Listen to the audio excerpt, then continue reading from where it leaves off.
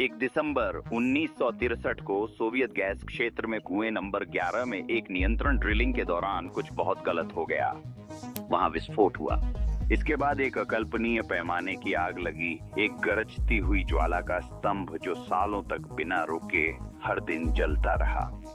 और जवाब के तौर पर सोवियत ने वही किया जो उन्हें सबसे अच्छा आता था, उन्होंने उस पर परमाणु बम गिरा दिया। रूस ने खुद पर हिरोशिमा पर गिराए गए बम से 2 गुना ज्यादा ताकतवर बम गिराया। सुनकर हैरानी होती है ना? इस बम ने 3 साल पुरानी समस्या 23 सेकंड में हल कर दी। 1966 की शरद ऋतु में उज्बेकिस्तान के रेगिस्तान में सोवियत संघ ने जलते गैस क्षेत्र में परमाणु बम विस्फोट किया। और यह एक बार की घटना नहीं थी। रूस ने बार बार परमाणु विस्फोट किए। रूस का परमाणु हथियारों का प्रेम उसकी महत्वाकांक्षाएं तो पूरी कर रहा था, लेकिन इसकी कीमत जनता को चुकानी पड़ी। रूस ने खुद पर परमाणु हमला क्यों किया और इससे उसने बड़ी समस्या कैसे हल की, इसे समझने के लिए मुझे आपको सोवियत संघ की दशकों पुरानी एक बड़ी गलती के बारे में बताने दीजिए। द्वितीय विश्व युद्ध के दौरान सोवियत ऊर्जा प्रणाली लगभग पूरी तरह से कोयले पर निर्भर थी। हिटलर के आक्रमण से यूएसएसआर अपने मुख्य कोयला क्षेत्रों से कट गया, जिससे देश को गंभीर ऊर्जा संकट झेलना पड़ा। कोयले की आपूर्ति कम होने के कारण स्टालिन के योजनाकारों ने एक विकल्प की तलाश शुरू की और प्राकृतिक गैस एक आशाजनक, हालांकि काफी हद तक अनपरीक्षित विकल्प के रूप में उभरी। और उन्हें एक विचार मिला। तेल उद्योग विभाग ने तेल पाइपलाइन बनाने में पहले की सफलताओं से प्रोत्साहित होकर मॉस्को से लगभग 800 किलोमीटर या 500 मील दक्षिण पूर्व में स्थित सेराटोव के पास हाल ही में खोजे गए क्षेत्रों से सीधे राजधानी तक एक गैस पाइपलाइन बनाने का प्रस्ताव रखा। युद्ध समाप्ति के बाद शीत युद्ध शुरू हुआ, जिससे ऊर्जा स्वतंत्रता की आवश्यकता बढ़ गई। अमेरिका ने मध्य पूर्व के तेल उत्पादकों से मजबूत गठबंधन कर ईंधन सुरक्षा पाई थी, लेकिन सोवियतों की एक चालाक योजना थी। सोवियत नेताओं ने समझा कि अगर वे महत्वपूर्ण तेल गैस भंडार खोजकर नियंत्रण कर लें तो न सिर्फ अपनी अर्थव्यवस्था सुरक्षित कर सकते हैं, बल्कि यूरोप को भी सोवियत ऊर्जा पर निर्भर बना सकते हैं। पूरा होने के बाद सोवियत गैस पाइपलाइन की लंबाई लगभग 3500 मील होने की उम्मीद थी और यह हर साल कई यूरोपीय देशों को 40 से 70 मिलियन घन मीटर प्राकृतिक गैस की आपूर्ति करती। असल में यूरोप भी पाइपलाइन के निर्माण के लिए आवश्यक उपकरण और तकनीक उपलब्ध करा रहा था, जबकि सोवियत संघ इस निवेश को 10 वर्षों में 7.75% ब्याज दर पर उतनी ही मूल्य की प्राकृतिक गैस देकर चुकाएगा। सोवियत संघ के लिए इस परियोजना की कुल अनुमानित लागत लगभग 10 अरब डॉलर थी, जिसमें वे लाभ भी शामिल हैं जो यूरोपीय कंपनियां पाइपलाइन से जुड़े अनुबंधों के माध्यम से कमाएंगी। अधिकारियों ने अनुमान लगाया कि सोवियत संघ जल्दी ही पश्चिमी यूरोप की 35% गैस जरूरतें पूरी कर सकता है। इससे ऊर्जा संसाधनों के लिए यूरोप की सोवियत संघ पर निर्भरता की चिंता बढ़ी, जिससे पूर्व पश्चिम में तनाव और यूरोपीय अमेरिकी सहयोगियों में मतभेद हुए और सोवियतों ने सफलता देखनी शुरू कर दी। 1950 में सोवियत शोधकर्ताओं ने यूक्रेन के खार्किव ओब्लास्ट में शिबेलिंका गैस क्षेत्र खोजा। 6 साल बाद उन्होंने उज्बेकिस्तान में गजली गैस क्षेत्र खोजा, जिसमें करीब 25 ट्रिलियन घन फीट भंडार था। खोज जारी रही और अम्मू दरिया बेसिन में उन्होंने कई बड़े हाइड्रोकार्बन भंडारों की खोज की। इनमें से एक था उत्तरोबाला क्षेत्र, जिसकी पहचान 1963 में हुई, जब 1961 में खोजी ड्रिलिंग शुरू हुई थी। ये भंडार सोवियत अर्थव्यवस्था को ऊर्जा देने और उसकी शीत युद्ध रणनीति को प्रभावित करने में महत्वपूर्ण भूमिका निभाने वाले थे। सब कुछ सोवियत योजना के अनुसार चल रहा था, लेकिन फिर कुछ बहुत बुरा हो गया। 1 दिसंबर 1963 को उत्तरबाला गैस क्षेत्र में काम सामान्य था। कई शुरुआती खोज स्थलों पर सुरक्षा प्रोटोकॉल अक्सर नजरअंदाज होते थे। कागजों पर प्रक्रियाएं थीं, लेकिन जमीन पर अनदेखी होती थी। शायद मजदूरों को लगता था कि वे इसे अच्छी तरह जानते हैं। उन्हें अंदाजा नहीं था कि यह कुआं कितना खतरनाक हो सकता है। ठेकेदार के आदेश पर खुदाई जारी रही। इंजीनियरों, शोधकर्ताओं और ठेकेदारों के अलावा बहुत कम लोग नीचे फंसी गैस की क्षमता और खतरे को समझते थे, और जो उन्होंने अगला कदम उठाया वह एक अकल्पनीय सिरदर्द बन गया। दिनों या हफ्तों के लिए नहीं बल्कि सालों तक। कुएं नंबर 11 पर उन्होंने 2409 मीटर यानी लगभग 1.5 मील गहराई तक ड्रिलिंग की। लेकिन उनके नीचे एक विशाल गैस से भरी परत थी जो 300 वायुमंडलीय दबाव के नीचे बंद थी। सिर्फ संदर्भ के लिए ये इतना ज्यादा दबाव है जैसे आपकी बड़ी उंगली पर पूरी तरह लदा हुआ ट्रक रखा हो। फिर वह हुआ जो टल नहीं सकता था। एक मजदूर ने गलती से गैस की जेब को छू लिया। ड्रिल ने उस पर से पार कर लिया और दबाव ने एक जबरदस्त विस्फोट को जन्म दिया, जिससे गैस की एक तेज धार सतह तक गरजती हुई पहुंच गई। उस ताकत ने स्टील की रिगिंग तोड़ दी और स्थल को बर्बाद कर दिया। कुआं नंबर 11 अब सिर्फ परियोजना नहीं था, यह सोवियत संघ के सामने आई सबसे खतरनाक गैस आपदाओं में से एक का केंद्र बन चुका था।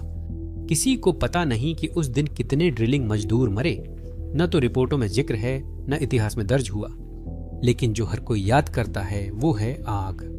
विस्फोट की अफरा तफरी में एक चिंगारी ने बाहर आती गैस जला दी।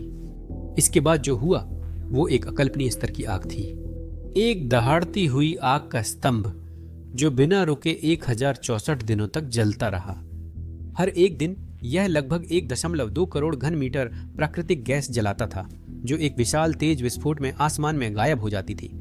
गर्मी इतनी तेज थी कि उसने मीलों तक रात को दिन बना दिया। लपटें क्षितिज से बहुत दूर तक दिखाई देती थीं और हवा तीव्र गर्मी से लहराती थी। इस आपदा ने खेत की उत्पादकता और स्थानीय पारिस्थितिकी तंत्र दोनों को तबाह किया। कामिल मोंगोलशेव, जो आग बुझाने के लिए नियुक्त टास्क फोर्स के प्रमुख थे, ने एक डायरी रखी थी। उसमें उन्होंने ऐसे दृश्य बयान किए जो कल्पना से भी ज्यादा दुखद थे। उन्होंने लिखा कि रात में प्रवासी पक्षियों के झुंड और कीड़ों के बादल रोशनी से आकर्षित होकर इस आग में गिरकर जल जाते थे, अक्सर जमीन तक पहुंचने से पहले ही। असल में कई लोग कहते हैं कि अगर यह घटना औद्योगिक युग से पहले हुई होती तो लोग शायद इसे किसी अदृश्य अलौकिक शक्ति का प्रमाण या किसी धार्मिक पंथ का काम मान लेते। और भले ही यह सुनने में बहुत गंभीर लगे, यकीन मानिए 3 साल तो सबसे लंबे समय तक जलने वाली आग का रिकॉर्ड भी नहीं है।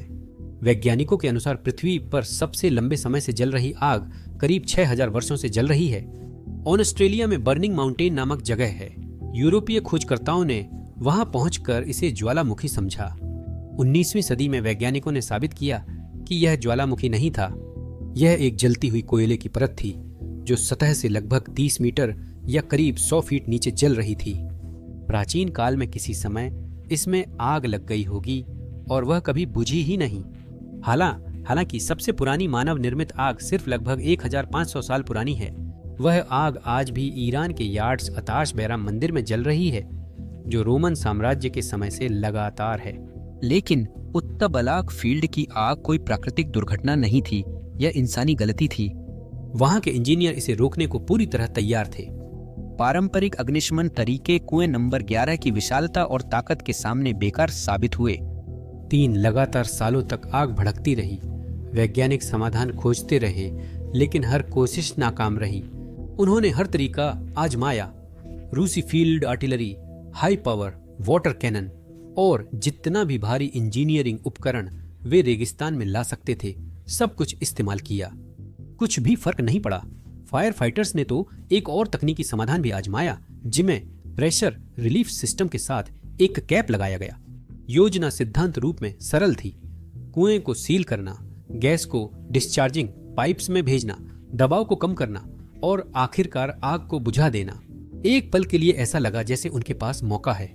जनवरी 1964 में लगाया गया कैप उन्हें थोड़ी देर जीत का स्वाद दे गया, लेकिन यह सफलता ज्यादा देर नहीं टिकी। कुछ हफ्तों में साइट की जमीन सल्फाइड से भरे गड्ढों में बदल गई, जहरीली गैस निकलने लगी और पर्यावरणीय तबाही बढ़ गई। सारी उम्मीदें खत्म हो रही थीं, हर प्रयोग असफल था। कई स्थानीय लोग मान चुके थे कि आग कभी नहीं रुकेगी। उसी समय जब सोवियत अन्वेषण विभाग आपदा से जूझ रहा था, एक और दौड़ भी चल रही थी। न्यूक्लियर पावर और हथियारों की दौड़ ने उन्हें पागलपन जैसी सोच दी। देखिए, सोवियत संघ पहले ही अनुभव कर चुका था कि परमाणु बम कितना शक्तिशाली हो सकता है। सोवियत संघ ने दुनिया को तब चौंका दिया था जब उसने कजाकिस्तान के एक परीक्षण स्थल पर अपना पहला परमाणु हथियार विस्फोटित किया, जो अमेरिकी खुफिया एजेंसियों के अनुमान से कई साल पहले था। इसके बाद संयुक्त राज्य अमेरिका के साथ अगली पीढ़ी के हथियारों यानी थर्मोन्यूक्लियर या हाइड्रोजन बम में महारत हासिल करने की पूरी होड़ शुरू हो गई। 1952 के अंत में अमेरिका ने मार्शल द्वीप समूह में पहला हाइड्रोजन बम परीक्षण किया, जो हिरोशिमा बम से सैकड़ों गुना ज्यादा शक्तिशाली था। यूनाइटेड किंगडम हाल ही में परमाणु क्लब में शामिल हुआ था। 1954 में कैसल ब्रावो परीक्षण में विस्फोट की शक्ति का गलत अनुमान हुआ, जिससे रेडियोधर्मी फॉलआउट ने मार्शल द्वीप समूह के बड़े हिस्से को जहरीला कर दिया। सोवियत संघ ने नवंबर 1955 में थर्मोन्यूक्लियर विस्फोट से जवाब दिया, जिससे पास के कजाक समुदायों में स्थायी स्वास्थ्य समस्याएं हुई। 1958 तक परमाणु परीक्षण एक और स्तर पर पहुंच चुका था, जब अमेरिका, ब्रिटेन और सोवियत संघ ने एक ही साल में 100 से अधिक विस्फोट किए। उस उन्माद ने एक स्वैच्छिक विराम का रूप ले लिया, जब स्थायी प्रतिबंध के लिए बातचीत शुरू हुई। 1960 में फ्रांस चौथी परमाणु शक्ति बना और उसके तुरंत बाद अक्टूबर 1962 में क्यूबा मिसाइल संकट के दौरान दुनिया ने परमाणु युद्ध के सबसे करीब का खतरा झेला। 1963 में सीमित परीक्षण प्रतिबंध संधि ने अधिकांश परमाणु विस्फोटों पर रोक लगाई। फ्रांस और चीन ने हस्ताक्षर नहीं किए, जिससे भूमिगत परीक्षण और दौड़ जारी रही। दूसरी ओर सोवियत संघ ने संधि पर हस्ताक्षर के बावजूद पागलपन भरी योजना बनाई थी। सोवियत संघ में वर्षों की परमाणु परीक्षणों से मिली तकनीकी विशेषज्ञता और एक अनियंत्रित गैस इन्फेर्नो को रोकने की बेताबी ने जल्द ही सोवियत इंजीनियरों को अकल्पनीय प्रस्ताव देने के लिए प्रेरित किया: कुएं नंबर 11 की आग बुझाने के लिए परमाणु बम का इस्तेमाल करना। 1966 की गर्मियों में सोवियत अधिकारियों की सहन शक्ति खत्म हो गई थी। तभी भौतिकविदों ने एक साहसी, लगभग अविश्वसनीय समाधान प्रस्तावित किया। भूमिगत लगभग 1500 मीटर नीचे कुएं नंबर 11 के शाफ्ट के पास एक परमाणु बम विस्फोटित किया जाए। यह मूर्खतापूर्ण लगा, पर सच अलग था। उनकी गणनाओं से पता चला कि झटका कुएं की दीवारों को कुचल देगा, गैस की जेब को सील कर देगा और आग को तुरंत बुझा देगा। यह जोखिम था, असली डर था कि परमाणु विस्फोट हालात बिगाड़ सकता है। अगर विस्फोट से आग बढ़ी तो क्या होगा? अगर पूरी गैस फील्ड में ऐसी चेन रिएक्शन से आग लग गई जिसे रोका ही न जा सके तो क्या होगा? फिर भी आदेश दिया गया। क्यों? क्योंकि तब तक सोवियत संघ पहले ही नागरिक उद्देश्यों के लिए परमाणु विस्फोटों पर प्रयोग कर रहा था। हाँ, परमाणु बम की सफलता के बाद देशों ने सोचा कि युद्ध या रक्षा के अलावा अपने परमाणु हथियारों का और क्या उपयोग हो सकता है। यहाँ तक कि अमेरिका भी इसमें आगे था। संयुक्त राज्य अमेरिका में इसी सोच ने प्लाउशेयर कार्यक्रम को जन्म दिया, जो नागरिक इंजीनियरिंग परियोजनाओं के लिए परमाणु विस्फोटों का उपयोग करने की योजना थी। परमाणु विस्फोट कुछ सेकंड में वह कर सकता था जो पारंपरिक ड्रिलिंग या खुदाई में महीनों और ज्यादा खर्च में होता। सोवियत संघ ने भी इसकी संभावनाएं देखी। शीत युद्ध के दौरान जब लोग परमाणु विस्फोटों को सिर्फ हथियार मानते थे, सोवियत संघ ने इन्हें शांति के लिए तैयार किया। यहीं से कार्यक्रम नंबर 7 की शुरुआत हुई, राष्ट्रीय अर्थव्यवस्था के लिए परमाणु विस्फोट। इसे आधिकारिक रूप से अलेक्जेंडर डी जारखानिकोव के नेतृत्व में शुरू किया गया था, जो चेल्याबिंस्क 70 परमाणु प्रयोगशाला के मुख्य हथियार डिजाइनर थे और ओलेग एलखारद्रोव्स्की मुख्य वैज्ञानिक थे। शुरुआत में यह कार्यक्रम अमेरिकी मॉडल पर आधारित था, लेकिन 5 साल में यह 6-7 क्षेत्रों में फैल गया और इसमें 10 सोवियत मंत्रालय शामिल हो गए। एफ्रेम पिस्लोवस्की मीडियम मशीन बिल्डिंग मंत्रालय के पूर्व मंत्री और सोवियत परमाणु हथियार कार्यक्रम के प्रमुख समर्थकों में थे। स्लावस्की का मानना था कि अमेरिका के प्लाउशेयर प्रयासों से परमाणु विस्फोट उद्योग बदल सकते हैं। 15 जनवरी 1965 को एफ्रेम पिस्लोवस्की के निर्देश पर सोवियतों ने उत्तर कजाकिस्तान के चगान स्थल पर जमी हुई जमीन में 178 मीटर नीचे 140 किलोटन परमाणु उपकरण उतारा। जब इसका विस्फोट हुआ तो धमाके ने एक विशाल गड्ढा बना दिया, जो जल्दी ही पानी से भर गया और कजाक स्टेपी के बीचों बीच एक कृत्रिम झील बन गई। हमेशा शोमैन रहे स्लावस्की ने कथित तौर पर रेडियोधर्मी झील में सबसे पहले तैराकी की थी। उस पल से प्रोग्राम नंबर 7 ने बड़ा सपना देखना शुरू किया। अब परमाणु उपकरण सिर्फ गड्ढे बनाने तक सीमित नहीं रहेंगे। ये तेल उत्पादन बढ़ाने, भंडारण गुफाएं, नमक के गुंबद तराशने और गैस कुओं की आग बुझाने के उपकरण बनेंगे। उसी साल सोवियत परमाणु खुदाई कार्यक्रम ने एक नया साहसी लक्ष्य चुना, रूस के नक्शे को ही बदलना। वोल्गा नदी बेसिन और कैस्पियन सागर दशकों से सिकुड़ रहे थे, जिन्हें जलवायु परिवर्तन और लगातार बढ़ती शहरी और कृषि मांग ने सूखा दिया था। प्रस्तावित समाधान था एक 112 किलोमीटर यानी लगभग 69 मील लंबी नहर, जो आर्कटिक जल को पेचोरा नदी से कामा नदी तक, फिर दक्षिण में वोल्गा और कैस्पियन तक ले जाती। सबसे बड़ी बाधा बीच में थी, जहां 65 किलोमीटर ऊंची जमीन रास्ते को रोक रही थी। सोवियत इंजीनियरों के लिए यह कोई समस्या नहीं थी, यह एक अवसर था। उनका समाधान बस यह था कि सैकड़ों परमाणु उपकरणों से ठोस जमीन को उड़ा दिया जाए, एक साथ 20 तक विस्फोट किए जाएं। 3000 किलोटन तक की संयुक्त शक्ति, जो कि 200 हिरोशिमा बमों के बराबर है, वहां छोड़ी जाती। सुनने में पागलपन लगता है ना? और ऐसा ही था। यह कार्यक्रम सस्ता, तेज और बेहद प्रभावी था, जिसे इंजीनियरों ने पसंद किया।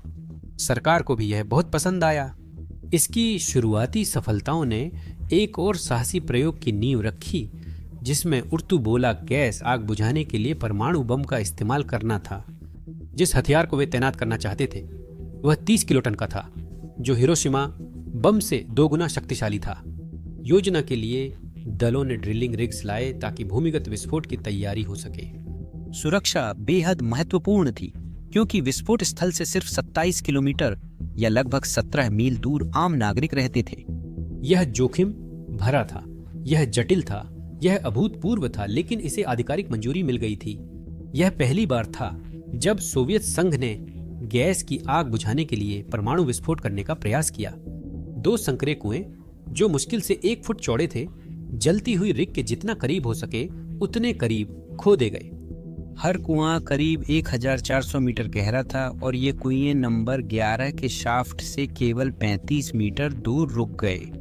इनमें से एक शाफ्ट में इंजीनियरों ने 30 किलोटन का परमाणु बम नीचे उतारा। फिर उस कुएं को सीमेंट से भर दिया गया ताकि धमाके को रोका जा सके और वह सतह तक न पहुंच सके। नियंत्रण बेहद जरूरी था, खासकर जब इतनी विनाशकारी शक्ति आबादी के पास थी। जैसे ही सारी तैयारियां पूरी हो गईं, आदेश दिया गया और बम विस्फोटित कर दिया गया। सोवियत समाचार पत्र प्रावदा वोस्ताका ने बाद में उस दृश्य का वर्णन किया। 1966 की उस ठंडी शरद ऋतु के दिन एक अभूतपूर्व शक्ति का भूमिगत झटका रेगिस्तान की सफेद रेत और विरल घास को हिला गया। मैदान पर धूल भरी धुंध उठ गई।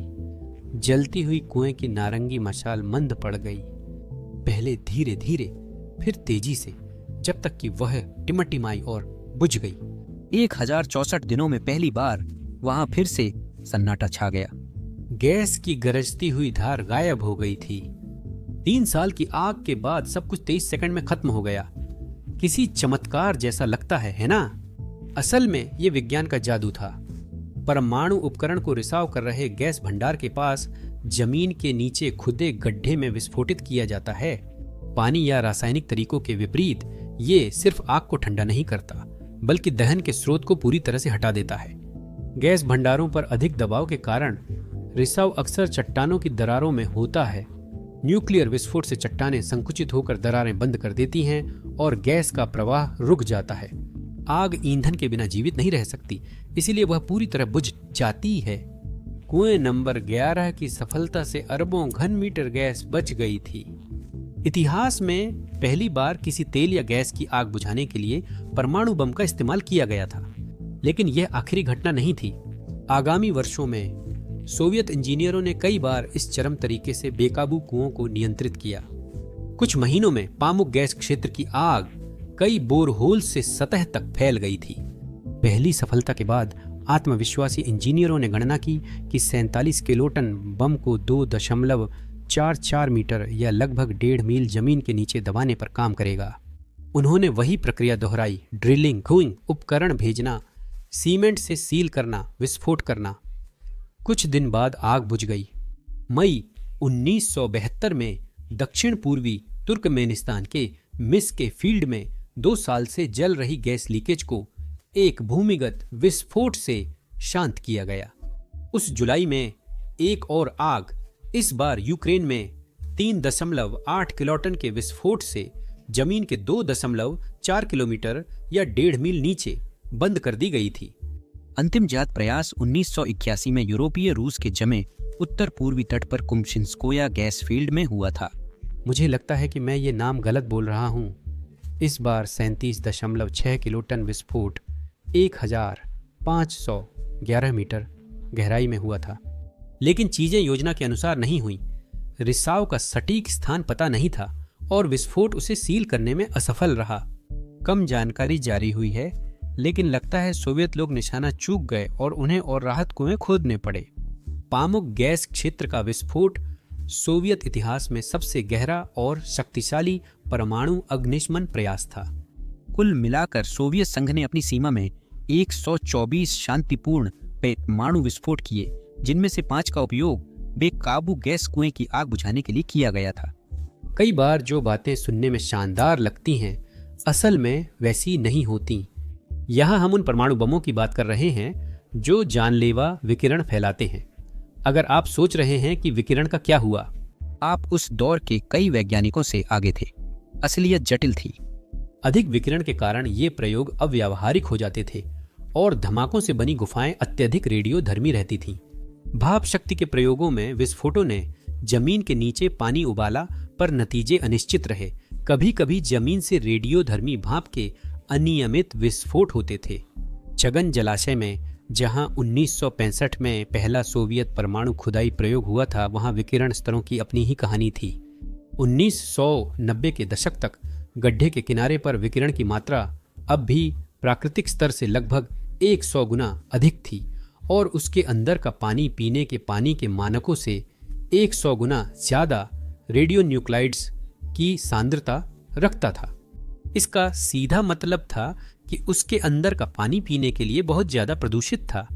हालांकि सिर्फ 100 से 150 मीटर दूर रीडिंग्स फिर से सामान्य स्तर पर आ गई थी। अनुमान था कि लगभग 20% रेडियोधर्मी पदार्थ विस्फोट क्षेत्र से बाहर निकला, जिसमें कुछ जापान पहुंचा।